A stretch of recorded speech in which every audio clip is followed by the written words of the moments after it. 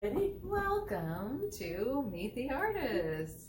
We are here with Kathy Gerber. I was gonna forget. What was this? It's just been a long day for her. Not the first interview.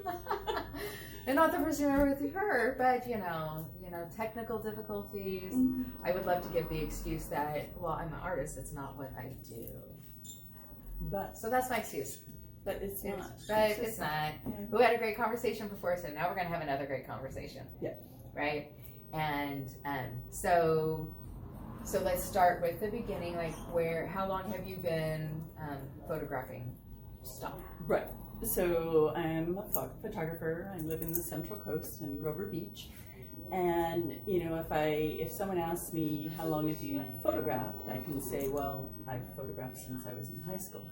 Okay. And so that's where I had the interest, and that's where I had a 35 millimeter camera, learned how to do darkroom.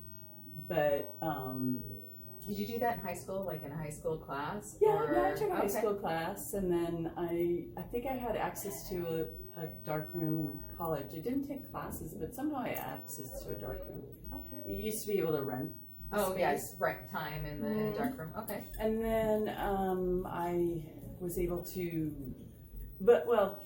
it just, that type of career, I didn't understand what I could do at that time. Okay. So when I went into college, I had, I'm a geologist by training, so physical scientist. So I love the outdoors, I love the oceans, I love archaeology, and so I kind of dirt. I do like dirt. I do too. And I am a geology geek. Yeah. So I do have So fun. Yeah. So I like to aware of my surroundings and then understand the geologic processes that created what we see. Okay. So yeah, the movement, all the things, right? Because that includes weather and erosion all and the stuff, stuff, but yeah. even like the creation and then the erosional processes too. So here in San Luis Obispo, and some of the prominent features you see are the Seven Sisters or the Nine Moros or the whatever you want to call those, but those are old volcanoes. They used to be volcanoes, and yet like 22 million years ago that activity stopped, and all you see now is no longer the volcano itself, but just the remnants of the erosion, and it's just a plug. So Morro Rock is just a plug. Yeah, it's the most fascinating. It's only like 600 feet right elevation now, but it used to be thousands of feet. Right. So that's even interesting to me too. And how long did it take for the volcano part to go away, to be left with just this solid rock? Yeah, and I don't have the answer per se, but what I do have as a perspective as a geologist is that things are always changing. Right. The Earth is dynamic, right, and it's always changing. Yeah, and just the perspective, there's the concept that something like 10 or 20 million years ago is very recent. Oh, right. On our planet. On our planet, that's recent. When you start going 500,000 million years ago, that's old. Right. Maybe even 150 million years ago, that's old. Yeah. But when I think about 10 and 20, I'm going, that's not very old. It's not very long. Yeah. So because it takes a long time for things to shift, maybe a big noticeable way. Yeah. Yeah. So it's just that gives me that kind of perspective that carries on into life as well. Right. I have that understanding and sense that things are supposed to change. Right. Which is nice. I'm not super great at change, so I'm much better now that COVID happened. I can tell you that. You probably much better. Right? That's what I'm saying. I'm like, okay, well, I don't really like change, but we're just going with the flow now because we don't have a clue, right? And, so I'm like, and still, you can't really. I mean, things I feel like are opening up some, but I can't make these huge plans. I can make manageable plans right now. Right. So I'm still kind of in this cautious stage where I'm making. And I think a lot of people, are still there, and I think that everybody needs to be where they need to be comfortable, and for you, you know, that meant not really doing a lot of travels. Nope. In the last couple of years, I haven't.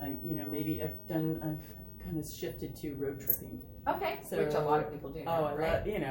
I've lived throughout the Southwest, so, to go on a road trip to Oregon or Eastern Sierras or,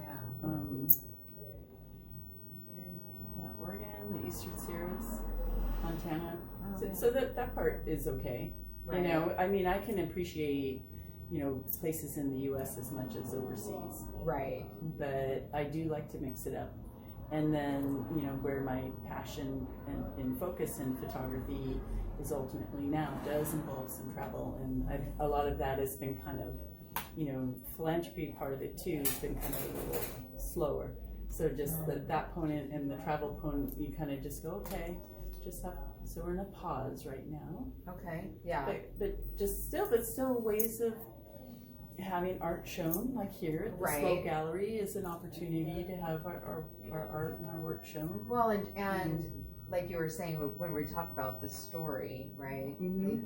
It doesn't stop just because, right? Like people are still living, right? Still having experiences, still doing stuff. So even if some of the work gets paused, right? I'm still creating, and I'm still working on aspects of like just stories from my own little stories, but also the projects that I like to work on as well. Okay, so now let's go there. Let's go to your projects. My passions. Tell me about your heart. Yeah. My heart, yeah. So if you when you asked me, when's like the turning point of you as a photographer, and I said, well, I have to say, I was that mom who was taking the pictures of the kids and stuff, and I've been always taking pictures, but when I went to Africa for the first time with my mom and my sister in 2009 and came back with, just experiencing Africa as a country is just amazing, and then experiencing with these women I love, and then, classic safari in Tanzania, and the Serengeti, so fun. Old Gorge, and the Ngorongoro, Amboseli, and these really iconic classic places in the eastern Africa is just amazing. So I came back with an amazing collection of work, and then interest in, how am I going to get back? And then so can I ask you a question here? So at that point in 2009, did you have a digital camera, or was it film? Yeah. Okay. Yeah, so digital, I don't remember when I got my first digital, but that did allow me to re-establish myself as a photographer, and that it really does allow you to take charge. You can really, you have the opportunity. Have a little more control. Much more control. It's time consuming, there's a lot to learn, but you actually can learn quicker because you try something and it works or it doesn't work. It doesn't work. Yeah. So you get that instant feedback, and so then and so I did learn a lot with that. And so I upgraded my digital setup for Africa, knowing I was going on safari, and then this is plan. I plan. I want to bring the good stuff. I want to bring the good stuff. So with that, I had the collection, I had the work, and so I had this beautiful images, and I'm excited right now because this week the New Times and the Santa Maria Sun are showcasing my work, and the focus is the another African question. work. Does that have a digital format too, so I can Both of them. Good. It's the same story, but visually they look a little different. Right. So two different. It's the same story, but newspapers. Right, but it's the same company. Oh, okay. And it's the same. So it's the same. Caleb wrote it, and so it's the same interviewer, journalist, right, who wrote it. But then because there was a connection in San Luis Obispo as well, it got published here and in Santa Maria. Right. Yeah. So then tell me about what you've got going on in Santa Maria. So I have my work, and it's primarily my African work, on display at Ameriprise Financial, and it's in Santa Maria. And we showcased an opening last week, but the work is on display for another 2 months. Okay. So I don't have a hard end date. Okay. But it's there. It's in the articles, and then I'm posting on my site, my website, and my Instagram and my Facebook. And it's focused, I usually call that body of work the gathering, where the gathering continues. And it showcases this Maasai village image where the women are all turned around in these beautiful colors, and it's really stark, and you have this beautiful like tree of life going into their village. Oh, that's cool. And then you start noticing the babies on the back and stuff. So it's really just this like image that I use for the collection of my African work, but I have a lot of animals and people. Primarily there's the animals. And what I do with my work is a decade ago, I started a connection with a nonprofit called African Millennium Foundation. And they focus on projects that empower women and children. And so I ended up going down there in 2013 and drilling a water well in Mozambique at a location that's a future orphanage for because children. You just happen to be a geologist too. I am a geologist who's drilled have that skill set to drill water wells. Yeah, yes. Yeah. I did. And no, that's when I always call serendipity, because when I got put in touch with them, it was like, oh, we need this water well, and I go, well, I could look at the bid for you, or I could research it for you, or I could drill it for you, and I could photograph it for you, and then I'm other the projects person as well. Nice. So that's when it's like, so the early body of work in 2009 I started fundraising for that, but then it started expanding and developing the projects that I was doing for the nonprofit. Okay. So this the water well is in, and we've refurbished it in 2016. And then, so the long-term project is to have upgrade the hand pump into an electronic system and a water tower and conveyance system when the future project is constructed. In the meantime, it supports a local community, and so the simpler means is the better until you have the infrastructure to expand it. Right. Otherwise, so you guys are working on raising the funds for the building. Right. The project is called Enosa Casa, and it focuses on children who've lost their families to the AIDS epidemic. Mozambique is kind of unique. I never heard about it in Mozambique when I was growing up, and there had been a civil war there that didn't end until I think the early 1990s. So it's like 18 years of civil war. So after the Portuguese left, then they were in a huge civil war. And what it did is just devastate. Well, AIDS epidemic started arising in the mid-80s. And so you have this whole collection of generation of people who weren't necessarily, you had these conditions that didn't spawn a lot of information. And then, anyways, the outcome is you have millions of children who are orphaned. Yeah. And it's either the family member, the seniors, and their kids. And it's like that middle generation is the generation that's gone. Yeah. And so that's the big project. Wow. Yeah, so the co-founders of African Millennium Foundation are both from Mozambique, and then they partner with local nonprofits. Okay. So it isn't a big infrastructure. So local there. Nonprofits. Okay. Local there. So when I'm there, then I'm working with an organization that's directly helping. This is a vision of theirs that's an expansion of what they do.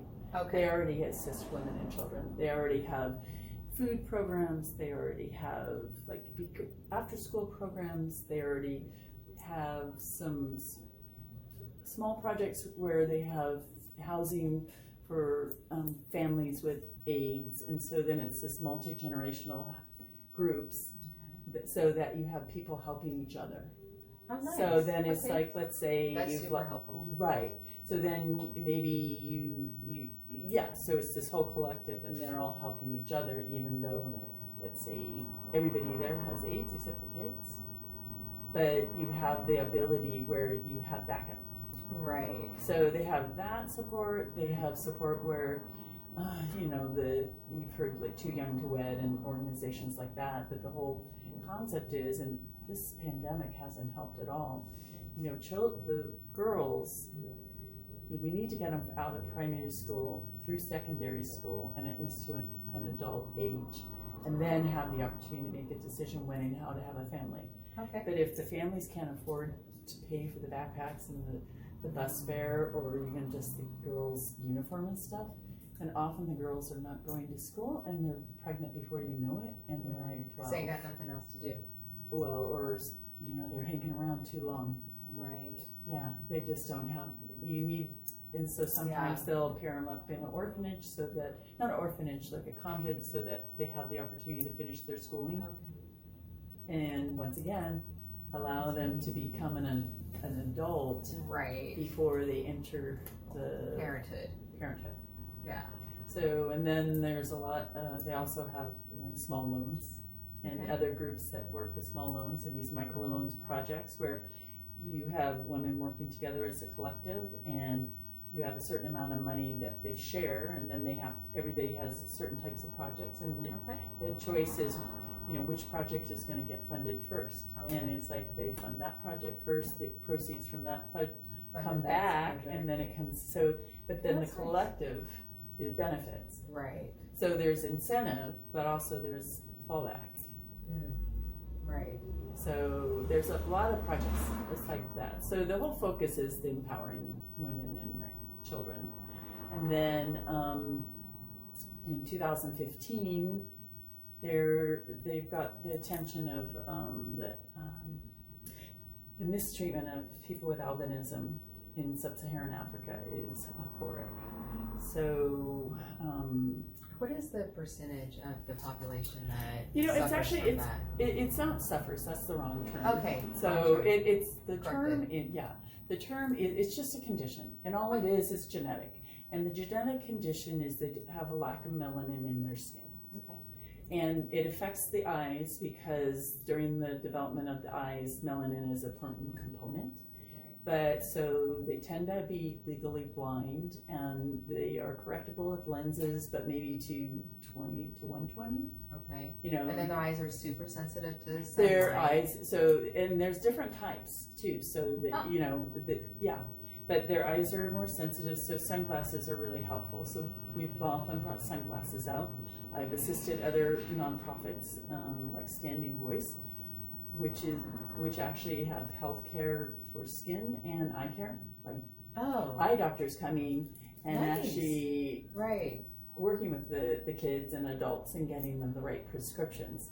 We've brought reading glasses out, so just in general, this is not for people with albinism. This is just for elders, like us. This is like dime store glasses kind of thing. So we brought that out, and that's really helpful too.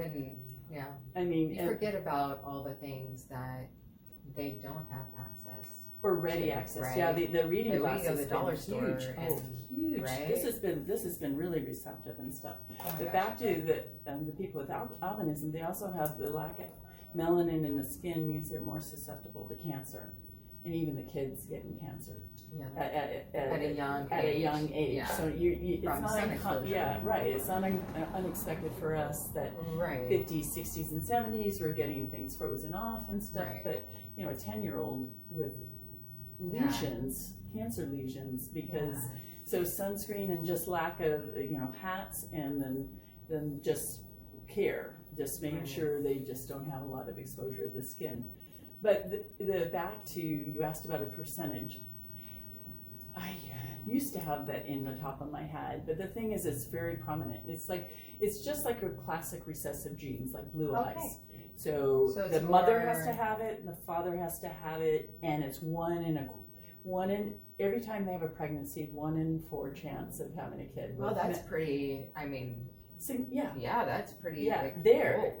Because it's just a small country and a lot of people, and the genes are there. Right. So for us, it's like, like there, it's like 1 in 1,400, and here it's like 1 in 150,000 or something. So it's really not something we're aware of. Right. But because it's just like small communities, classic recessive genes, there's a higher prominence of it, and there's just been, people, they're different. So then there's this witchcraft practice that has come up about it, where either body parts of people with albinism or even like hair and can be used for a potion or for usually it's greed focus. It's usually power or money. Okay.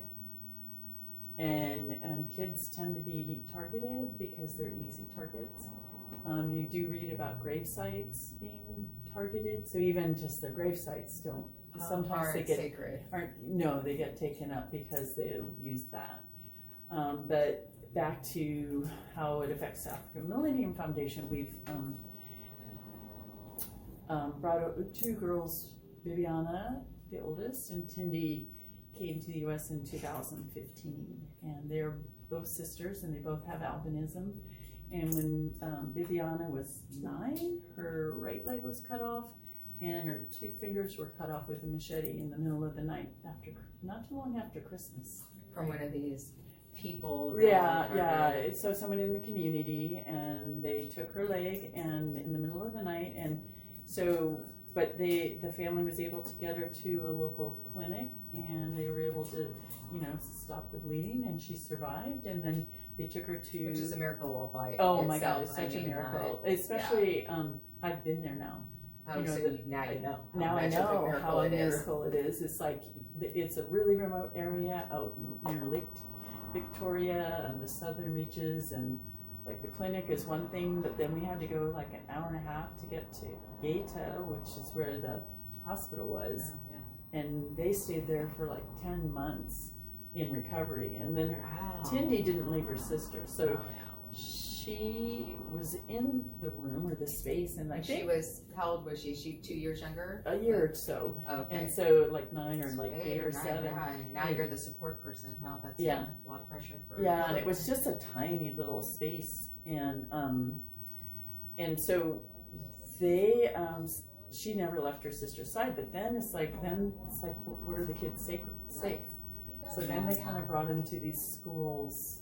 We went to one where they for hearing and sight impaired, but then they're like a boarding school, and then there's like nobody there. It's like one matron and one patron for 100 kids. Oh, yeah. So it's like still alone. Yeah, they're alone and in school, but it's like you don't have the family network and stuff. Right. So they got the attention of a woman, Al-Shaima, and she was at that time minister in Parliament in Tanzania, and she also has albinism. And then through nonprofits that she was familiar with, they ended up getting the attention of African Millennium Foundation, and they came out for like prosthetic and healthcare conditions. Oh, cool. Like that's how Viviana got brought out. But then they stayed, and they were able to leverage the legal students at USC for and get the girls asylum. So they're here on asylum. So how long have they been here? Since 2015. Okay, and so they 7 years. Yeah, so they've been working through schooling, even with, so they're like 21 and 22 now. And Viviana is pretty exciting. She's almost graduated.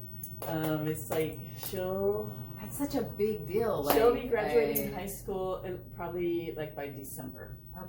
And then Tindy's so like cool. Her younger sister's about a year later. Yeah, and then she's already taking classes at Santa Monica City College. Okay. And so, lighting up for, what the college experience is going to be. Right, which is good. Right.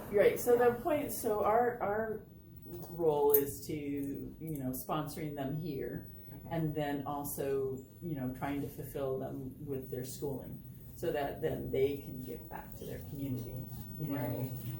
An opportunity they didn't have.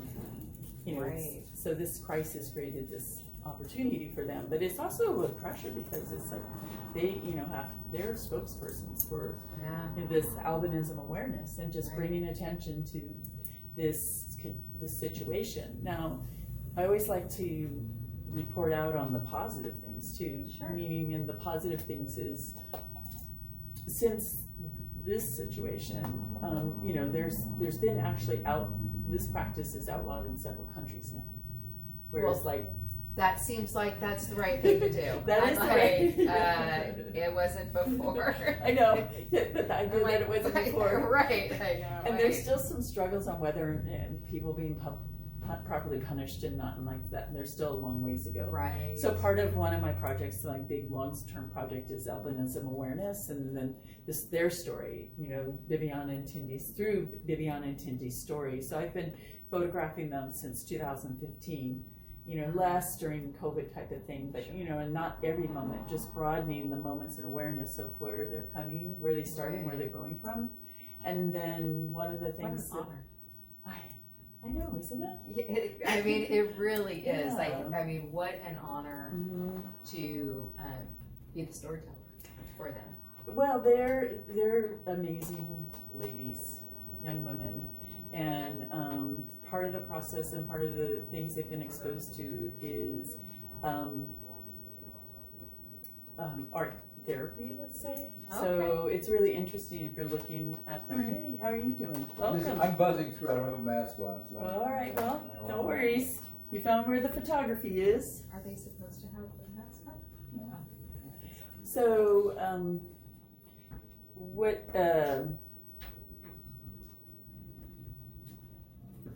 Yeah, you're fine. Distraction. Right? Yeah, it's okay. No, I have to go. I know, where am I at? Huh. Yeah. With everyone. Yeah. Wow. Okay, we were talking about what a honor it is to be the storyteller. Yeah. Well, and to share that. So to be part of the storytelling. So they have become really advocates themselves, and then the whole part of the art therapy is, and it's really fascinating if you watch Bibiana, and her art is like the horses and the quail, and then Tindy, like some of hers are really abrupt. It's like the witch doctors and the amputees and the house on fire and stuff. But her stuff, story. Is it okay if I take a picture? Yes. Okay. I'm sorry. Yeah. So then even just the story where her art is really maturing and becoming this really sophisticated abstract art that I can really appreciate. That would make sense. Yeah, and so how fun. I know. So part of the projects that I'm back to. Yeah. So how many projects is this now? We'll put a rolling list at the end of this, so you don't get distracted. No, we just go on and on. So I did have the honor of going back in 2015, and one of the things that the girls wanted, and I shared that with my sister, and what the girls wanted me to do was we went to the grave sites of their mom and their dad, and we went and met their family. And then you go to these villages, and this is really a remote village, and the aunt and uncle and then the brothers and cousins, and it's like this, everybody. The family, it's the whole family. It's extended family and stuff. I mean, to the point where they're like bringing this goat out, and then next thing you know, that's the goat you're going to eat that day. Huh? Yeah. Luckily, we didn't watch it, the process. Did you pet it? No. No. Because that becomes a whole thing, right? Yeah, I've had to, like when I've shared this with some of the photographers, I just said, sometimes you go in these remote areas and you have to honor where That's right. I mean, where you are. And so but I was there and I was prepared. I was photographing.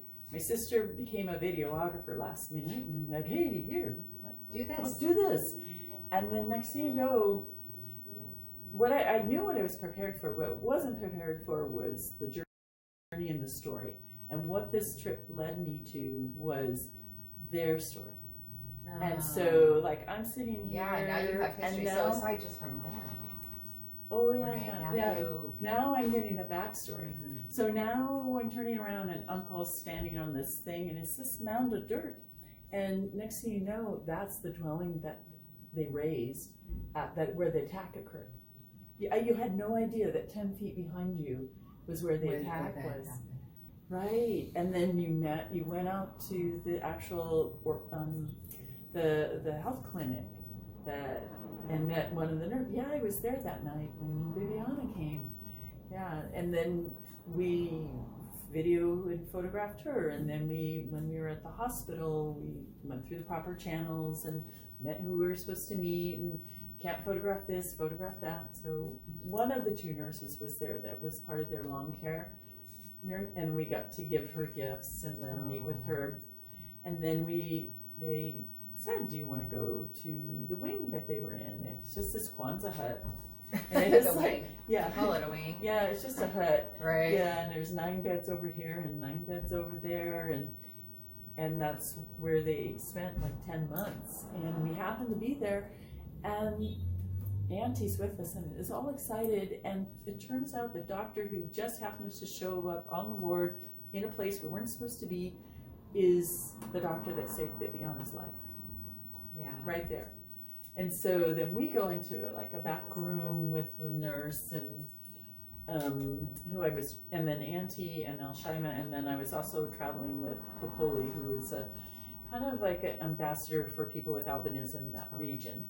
So he's the outreach person. Yeah, he is a person who's responsible for keeping tabs on everybody in the region and their general care and keeping up on where people are and connecting them with like some of the nonprofit some resources available to them and stuff. So I'm going to interrupt you real quick because as you're telling this story, I'm like, when you went on this trip and you experienced these things and saw those places, I feel like you were carrying the girls with you, like on that trip. Do you feel like that? Well, basically they kind of did, because it's like, they couldn't go back yet because they don't have the right papers right now. They couldn't get back. Right now they're here on asylum, and there'll be a day we'll take them back. But it's not right now. We have to get the proper paperwork and things in place. And so to prepare for the trip, I had video messages from the girls to each of their brothers and sisters, to their auntie and uncle. So you did carry them with you? Yes, cool. And then a storybook a picture book for them, and then other things. But what I didn't expect was just all the backstory stuff. Because then it's like, meeting the doctor, and then we're traveling along. We brought a stone for their mother's grave that they kind of like, they kind of blessed in one way or another. And then they also said, no, Auntie Kathy, she has good juju. Leave her alone. Be good to her. Nice. Kind of thing. But you're just along for a ride, and we're in the van, and we're along the road, and then the van stops, and a guy gets in, and it's David Azara. And I'm like, oh, okay, who's this? Well, it's not the photographer, the journalist that wrote the story back in like 2008 or whatever it was. And so it's because of him that even got brought to the attention to help her. So David was a journalist in the area, and then he brought that story. It became national level, and then El Shaima was in the ministry, and then it got to her attention. It got to the other nonprofits that are supporting in the area, and then through that somehow it got to us. And like one person. Yeah. Right? Like one person. It like, if he hadn't been there, if he hadn't told the story, you had like one person. Yeah. So with this, I have a lot of material for this. This is my big project. It's this whole albinism awareness and Viviana and Tinti's story. And the material is really trying to integrate a multimedia of my photojournalistic photography, the girls' art, and video into a collection to showcase, like an awareness collection. So I'm super curious as to, I'm like super excited to see how that all like comes together. Right. Yeah. I'm because there's so many out important things. Right. It's information. Right. Yeah. It's not just a visual story that, oh, this is nice, this is beautiful, this is powerful. It's trying to showcase information. Right. Too. Right. And to bring awareness, and we need some help here, and like that's the call to action. right? Yeah. Is like, here's what it is. So anyways, I'm always welcome for people and suggestions and ideas. So she needs a videographer. Oh, videographer. That's saying. right. Just saying. That's So maybe to go to Africa with her. That's right. Right? When I go, yeah. And to meet the girls. Yeah.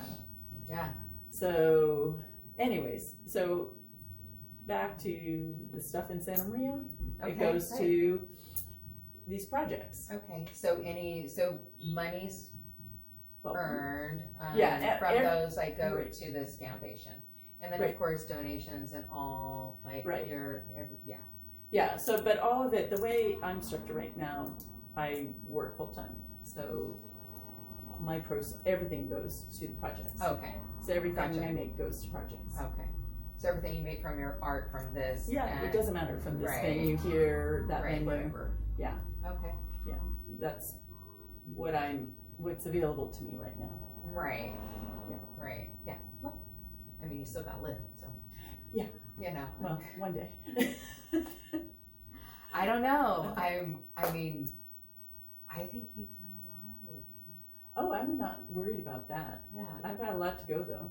Oh, for Yeah. sure. Yeah. Right. That's yeah. kind of the exciting point too, because especially once you can travel safely more and Mhm. get to do that, then Yeah, so we still have, and some other projects that have come up during COVID, or some either got stalled because of COVID. We've been sponsoring a couple of kids in the Congo who, in this remote area, have, how is it that 3 little kids in a little remote village all developed eye cancer? Horrific eye cancer, and so we've had to we've assisted them with getting them to the specialists and hospitals and operations in support of right. that. But then there's a larger project there, so there's the immediacy and the care of the kids, but then just the start conditions that these communities are living in. We have to kind of look at what can help them as a whole, right. as a whole, in a more holistic way of helping them. You know, Right. we right now we're working on the kids, but also thinking about the more holistic approach. And then there's in Kenya, there's a Maasai tribe that we're looking to put not a school per se, like a secondary school kind of thing, like a vocational. They've invited us to put a vocational school there, and the conversation actually has gone all the way up to the elders, where part of it is to provide that mechanism for girls that maybe don't go to secondary school, but create a means of independence for themselves, but also want to work on the female circumcision issue. But the elders are on board. Oh, really? Yeah. So is that beneficial for them? No, it's not. What's beneficial is for them, this practice is an old practice. Right. but it causes a lot of pain for the girls, and also discomfort. So that one is a new project that is being introduced to us, that how do we go about addressing this? Yeah, but once again, it's more, the change has to start there. So if the elders weren't on board, then there is no project. Right. Yeah, they have to agree that they need help in that area, or and welcome it. Right. Yeah. So that there is things that have been kind of stalled a little bit of COVID. It'd be good to get out and start getting on that again. Mm-hmm. And that's kind of a shame, because it's and maybe not, right? Because everything has its time. Right. So we did talk about that before, where sometimes when you're trying to force something to happen and it's not happening, and having to recognize, no, I have to kind of pause, step back, and then, but still keep motivated and moving forward, so that when the time does present itself, you're You're available. not starting all over too, No, right? you also can recognize it, Right, and you can like move forward then. right. So it is interesting. I found in that journey, or my journey, that it is a lot of stop and starts, where it's not this constant progression. Not a steady flow. No, not at all. No roadblocks. Like what? Just a few, but just still just moving Right. forward. So Well, the work you're doing is important and valuable, and I mean, because I think that anytime we have the opportunity to improve, help humanity as a whole, even if it's a little thing over here, like I feel like those things have a ripple effect. they do. Right? So they have a ripple effect. So it actually goes out and is beneficial to people that don't even know it happened. Right, but they're receiving. Right. Yeah. They Yeah, they get something from it. Yeah. Mm-hmm. And so I think that that's a really important part about your work. Thank you. Right. And so you happen to have like that's your heart, right? Yeah. But you happen to have an extremely gifted talent in photography. So you have a better way Mm-hmm. to tell the story too. Right. Yeah. And I do like to tell stories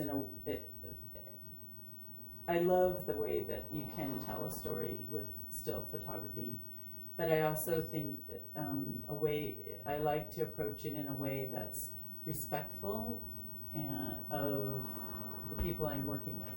Right. So what would that look like? Well, like if you just don't get and start snapping pictures. No.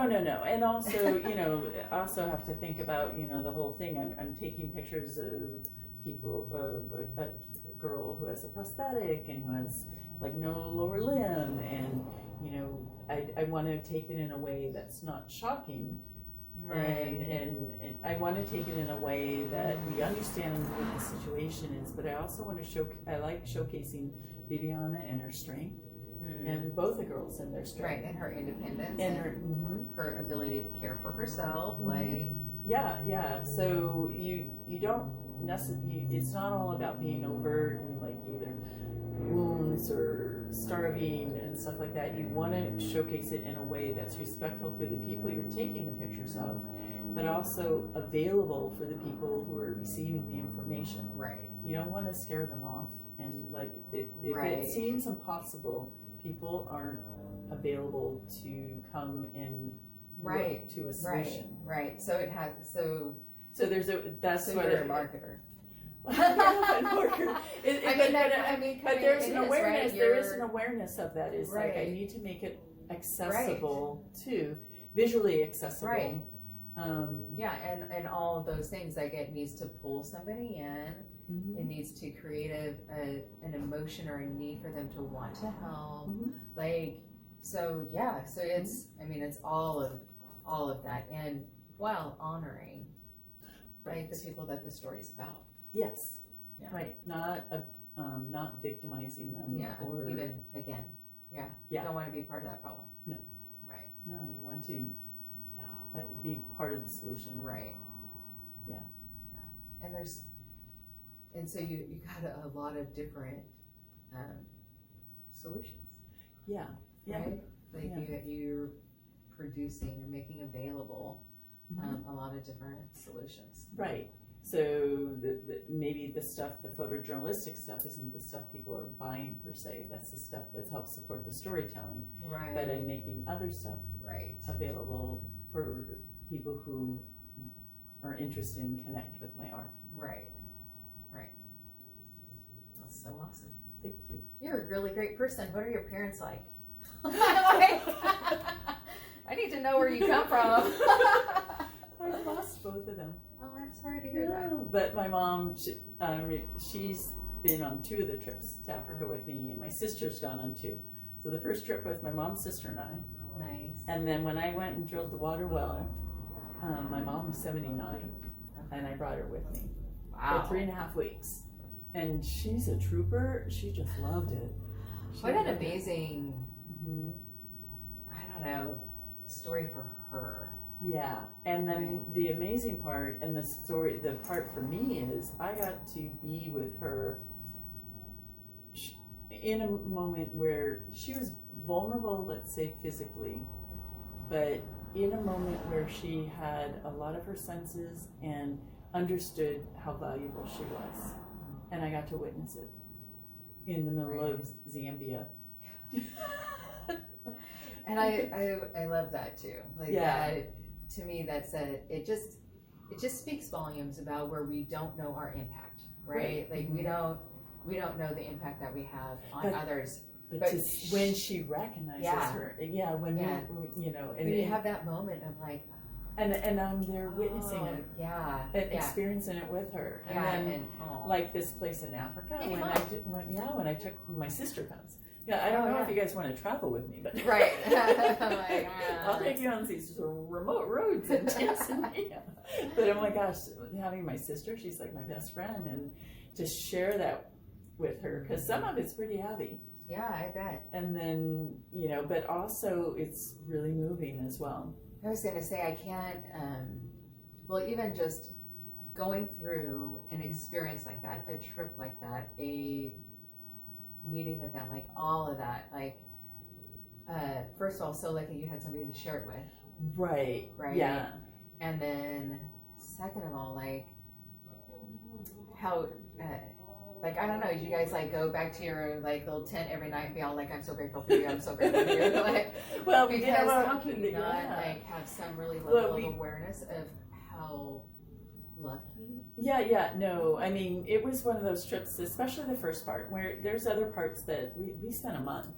Oh, wow. Yeah, so we did, we assisted Standing Voice, and they were doing an eye clinic, and we met some of the doctors, and so that's how I learned about just even the process of, you know, the condition. Right. You know, that I could describe it, and what they were doing was amazing. And then we went to the western reaches in Lake Victoria, and then met the family, and that whole experience with Vivian and Tindy's journey. And then we joined Al Shaima in Dar es Salaam, and then learned about, you know, in city life, you know, what the conditions are for people with albinism and some of the immediate needs there. And then so in a bigger community. Yeah.